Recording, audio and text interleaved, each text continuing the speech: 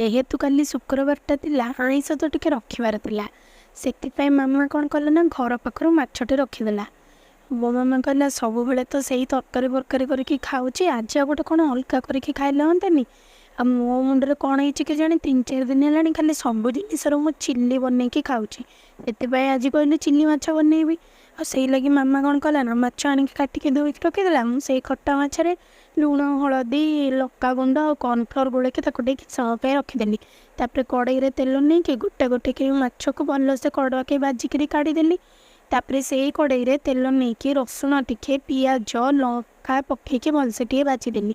ତାପରେ ସେଥିରେ କ୍ୟାପ୍ସିକମ୍ ଆଉ ଟମାଟୋ ପକେଇଲି। ସେଥିରେ ଲୁଣ, ହଳଦୀ, ମେନ୍ ଇନଗ୍ରିଡ଼ିଏଣ୍ଟ ତ ଆମ ଘର ହେଲା ହେଉଛି ମ୍ୟାଗି ମସଲା। ସେ ମ୍ୟାଗି ମସଲା ପକେଇଲି। ପୁଣି ଟମାଟୋ ସସ୍, ଚିଲି ସସ୍ ପକେଇ ଭଲକି ଘାଣ୍ଟି ଦେଲି।